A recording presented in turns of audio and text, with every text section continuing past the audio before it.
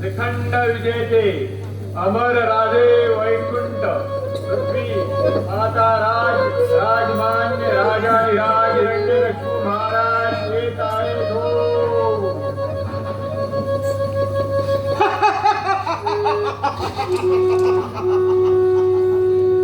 विजय विजय मी विजयी झालो. मी त्रिखंड विजयी झालो. साऱ्या त्रिखंडात माझ्याच नावाचा जयघोष चालू आहे. साऱ्या त्रिखंडाला हे माझ्या पराक्रमाचं पाणीच्या साऱ्या त्रिखंडाला दाखविलं. साऱ्या देव सळोकी गळो करून सगू वैकुंठाचं राज्य सिंहासन आज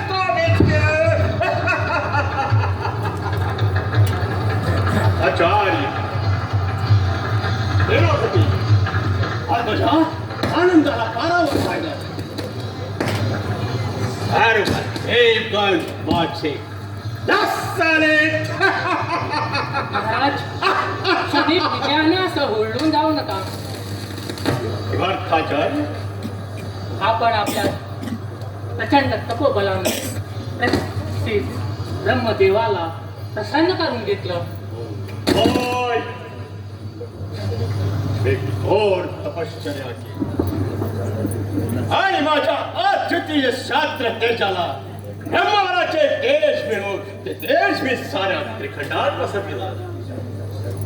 साक्षात ब्रह्मदेव प्रसन्न झाले आणि मला अमरत्वाचा भर दिला. आचार्य आता मला रात्री दिवसा वैकुंठ पृथ्वी पाताळ इथल्या कुठल्याही ठिकाणी माझा मृत्यू होणार नाही असा दिव्य वर मी प्राप्त करून घेतला. आचार्य अमर झालो. त्रैलोक्याचं सामर्थ्य मी माझ्या पराक्रमानं आणि निस्तेज केलं. तरी वरामागे पळवाटा असणारच महाराज. कुठली पळवाट राहिली आचार्य.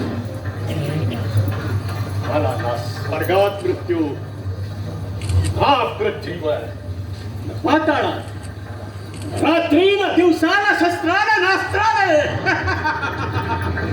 सांगा मला आचार्य आता कुठला स्थळ राहिलाय. कुठला काळ माझ्यासाठी थांबून राहिलाय. कुठल्या का कुठली जागा. हो महाराज आपल्या कल्पक मेंदूची प्रशंसा करावी तेवढी थोडी पण तरीही विचार करावा. एखादी सुटकेची बाजू शिल्लक राहिली असेल तर ती पुसवून टाका म्हणतो मी. आता कुठली सुट्टीची बाजू आलेली आचार्य. घाबरू नका आचार्य. आता कुठलीच बाजू त्या वराला पडण्यासाठी शिल्लक राहिलेली नाहीये. प्रत्यक्ष ब्रह्मदेवा ही प्रत्यक्ष त्या ब्रह्मदेवालाही फसविलं. अगदी मोकळा पटकन वर देऊन मोकळा.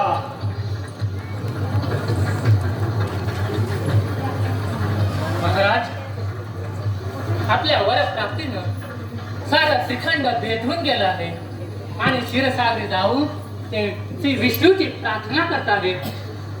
विष्णूची प्रार्थना काय. अरे त्या वेड्या विष्णूची काय आराधना करतात.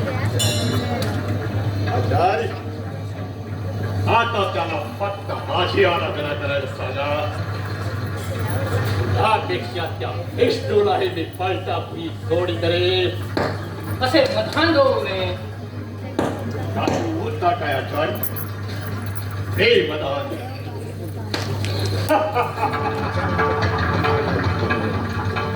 हो मी मदान नसालो. माझ्या इच्छेची पूर्तता होत असता मी मदान झालो तर त्यात काय ठेवता आचार्य? राजाला हा मदान हा छाप आहे राजन. शाप? आता कृतांत काळालाही मला शाप देण्याचं धाडस सोडलं नाही आणि पुढे तसा प्रयत्न केला अरे त्याला भस्म करून टाकेल. सारे सारे देवगण ऋषीगण भयभीत झालेले आणि शिरसागरी जाऊन ते विष्णूची प्रार्थना करीत आहेत. पहा पहा महाराज पहा, सारे देवगण ऋषीगण कसे व्याकुळतेने श्री विष्णूची काकुळतेने प्रार्थना करत आहेत. हे महादेवा श्री विष्णू शेषशाही महानारायणा, साऱ्या विश्वावर आज महासंकट ओढवलं आहे. मंदाचल पर्वतावर दुर्धर तपश्चर्या करून हिरण्यकश्यपूने अमरत्वाचा वर ताप महाराजाकडून मिळवला, पण त्यात ब्रह्मदेवासह आम्ही सारे फसलो. आधीच हिरण्यकश्यपू म्हणजे दैत्य, अचाट बाहुबळ, त्यात हा तेजस्वी वर त्याला मिळाला. त्यास्तव तो आपल्या आसुरी इच्छेपूर्तीसाठी साऱ्या ब्रह्मांडाला कब घालेल, सत्याचा विनाश होऊन अन्यायाचे साम्राज्य पसरेल. त्यास्तव विष्णू देवा तूच ह्यातून मार्ग काढ. मार्ग काय? अरे तो रमणीय प्रिय विष्णू काय मार्ग काढणार रे? हेच मार्ग काढी. सर्व ठिकाणी माझीच पूजा व्हायला हवी. सेनापती जी महाराज. साऱ्या त्रिखंडात दवंडी द्या. पुढे पुढे त्या देवाचं नाव ठेवू नये. पुढे आपल्या घरात त्या देवाची मूर्ती स्थापन करू नये. साऱ्या या जगतात या हिरण्यकश्यपूच्याच नावाचा जाप व्हायला हवा. हिरण्यकश्यपू महाराजांचीच मूर्ती आपल्या घरात सगळ्यांनी स्थापन करायला हवी. महाराज रागे भरू नका. वडील तिच्या हक्कानं सांगावं लागतं की इतका आतताईपणा बरा नव्हे. यात कसल्याला यात काहीपणास आचार्य? बळजबरीनं राजपद टिकत नव्हे. बळजबरीनं प्रजा संतापते आणि राजपद लयास जाते. याचा देश आहे माझ्या विरुद्ध जाण्याचा. अरे कुणाच्या बहुत सामर्थ्य आहे हिरण्यकश्यपूचा पाडाव करण्याचं. अरे कुणाची छाती हिंमत मर्दाची आहे? या रणवीर शाहीर हिरण्याची आपली वज्रसेना भिडू शकेल? नाही आचार्य. आजपासून आमचा निर्णय या त्रिखंडात गुंतवून झाले तो फक्त या हिरण्यकश्यपूचा. या उन्मत्त देवाला वटीवर आणण्याचं माझं स्वप्न हे माझ्या स्वबळाने पूर्ण करेल. महाराज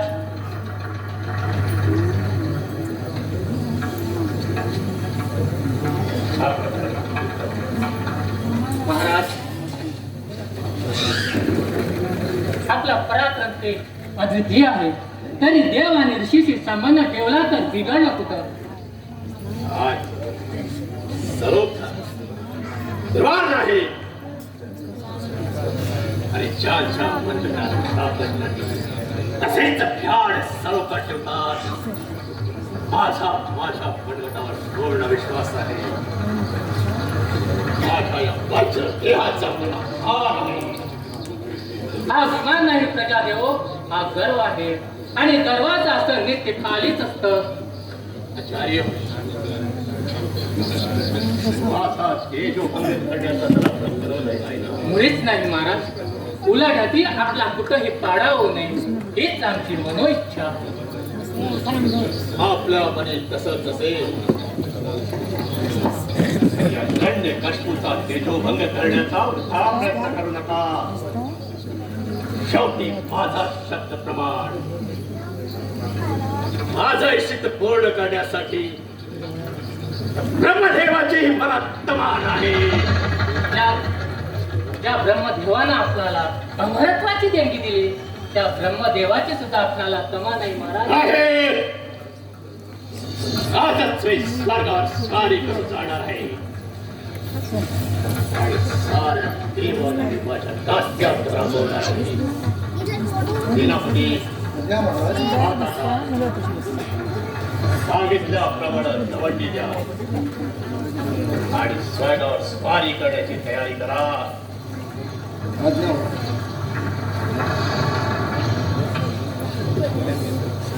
आचार्य, आपण ही चलावं. राजाची आज्ञा शिरसावत आहे, पण हिरण्यकशिपू महाराज नेहमी सत्याचाच विजय असतो. सत्य विजय, सत्य विजय, सत्य विजय, सत्य विजय. सत्याचा विजय काय? आचार्याला मी असत्य सारखी वाटतो. आम्ही दैत्य म्हणजे यांना सत्यवादी दिसतो. आचार्य, तुम्हाला राजास्त्र हेच दिला. आपण देवेंद्राकडे गेला होता त्यांच्या पटुआश्रमाचा गुरु व्हायला, पण देवेंद्रानं तुम्हाला धुडकावला.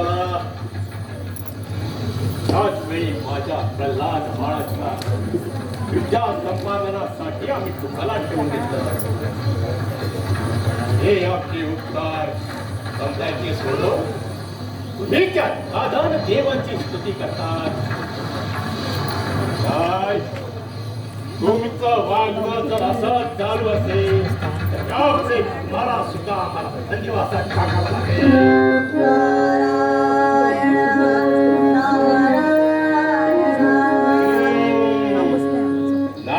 इकडंच येत आहे. पाहूया काय देवलोकीची त्याने खबर आणली ती. नारायण नारायण. यावे यावे नारद मुनी. नारद मुनी, आता मला सांगा, देवलोकीची काय खबर वाटत आहे? अरे ते तर सांगण्यासाठी मी इकडे धावत पळत आलोय. नारायण नारायण. समजलो समजलो. देवलोकी एकदम आकार उडाला असेल. या हिरण्यकशिपूच्या नावाने सारे देव कसे भयभीत झाले असतील. या हिरण्यकशिपूच्या नावाने कैलास पर्वतासह ते इंद्रासन एकदम थर थर थर थर कापू लागलं असेल, नाही का? हो, सर्वत्र थरथरू लागला आहे. अगदी खाशी मोड मोड मोठी त्या देवाची. वा वा वा वा. या नारदप्रिय या. कसा आहे आपल्या शेजारी आसनावर? अरे वा वा, पुष्कळ दिवसाने अशा मऊ आसनावर बसलो. बरं वाटलं. न पेक्षा मला कोणी आसनावर बसूच देत नाही. पण आम्ही दिला. मग सांगा ना आता, काय स्थिती आहे त्या स्वर्गलोकीची? काय स्थिती? साऱ्या देवाने आपली एक संघटना स्थापन केली आहे. त्याचा नेता प्रत्यक्ष देवेंद्र. हे सर्व क्षीरसागरी गेले आहे आणि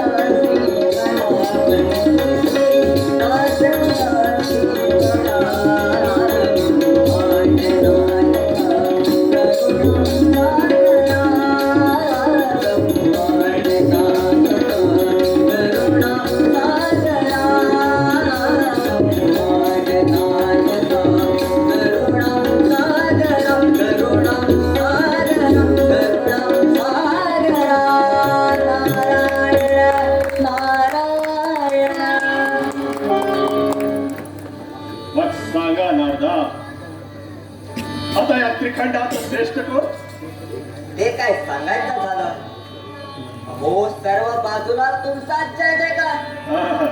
हिरण्यकश्यपू महाराजांनी असं केलं, हिरण्यकश्यपू महाराजांनी तसं केलं. आता स्वर्गाचा नरक होणार. काय? अहो नरक म्हणजे पराभव हो. असं असं. आता स्वर्गाचे अधिपती तुम्ही होणार. तुमची प्रजा किती आनंदात. हो असणारच. दार खिडक्या लावून दिवे विझून घरात बसले आहेत. काय? दार खिडक्या लावून दिवे विझून म्हणजे चिन्ह प्रतीकाचे. दारा खिडक्यावर तोरण लावायचे. चमकते रंगीबिरंगी दिवे लावून झुंबरानं घर सजवायला हवी होती. त्या उलट थांबणार. असा जातो आणि एकेकाला हत्तीच्या पायाखाली देतो. अहो थांबा, तुम्ही उलट गैरसमज करून घेतात. त्यांना दारा खिडका का लावून घेतली माहित आहे? का? नारायण नारायण. अहो केवढ्याने मोठ्याने ओरडतात रे तुम्ही. कांठाळ्या बसल्या. बोला, काय घडलं असं? असा प्रचंड सुतक पाळण्याचं कारण तरी काय? आपली दारा खिडका लावून प्रजेने आपला निषेध केला.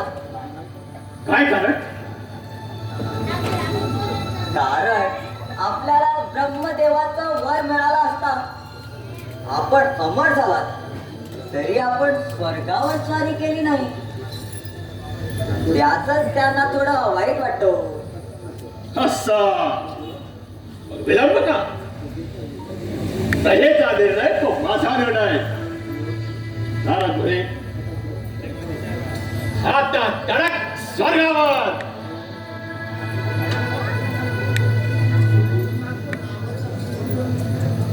नारायण नारायण. आदिनारायणाय नमः.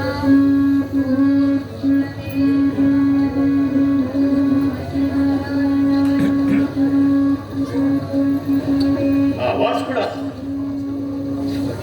माझ्या राजवाड्यात, माझ्या स्वघरी कोणा देवाच्या नावाचा जप करतो? आवाज ओळखीचा वाटतोय. कुणाचा आवाज? मला वाटतो आपल्या चिरंजीवाचा हा आवाज असावा. माझ्या कुलदीपकाचा.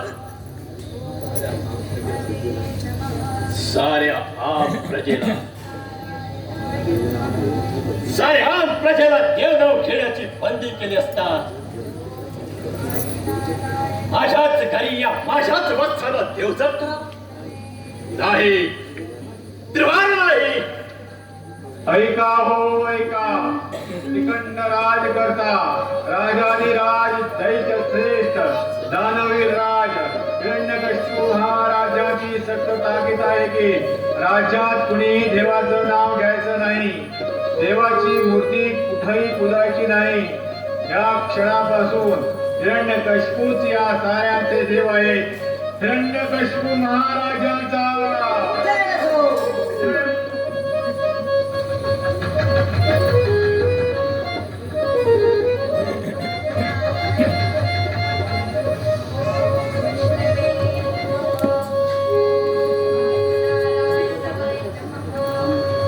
बंद करते काट्या, त्यापेक्षा तुझा शेर मी तळाला करेन. परमेश्वरा, काय तुझी लीला. प्रत्यक्ष दैत्याच्या घरी देवाचा जन्म. नारायण नारायण. एकीकडे बाप देवाचा शत्रू तर त्याचा पोरगा देवाचा भक्त. नारायण नारायण. ऐकून हे पिता पुत्राचा रणकंड गाजणार वाटत. या असत्य विजय होणार की सत्य? सत्य विजय. हो सत्य विजय. नारायण नारायण नारायण नारायण नारायण नारायण नारायण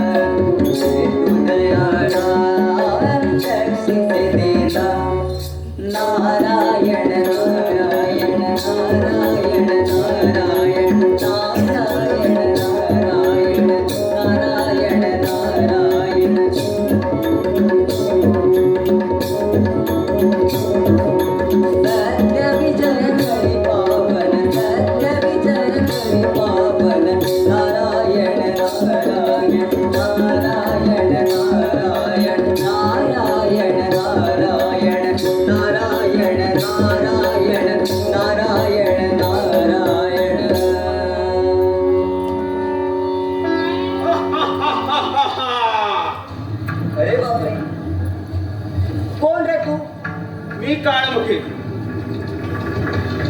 म्हणजे काळ कोंड्या वाटतो. होय. अरे अरे बापरे, आहेस रे बाबा काळ तोंड्या. पण त्यापेक्षा तुला एक पिशी म्हणायला हवं. का? अरे तुला एकच पिशी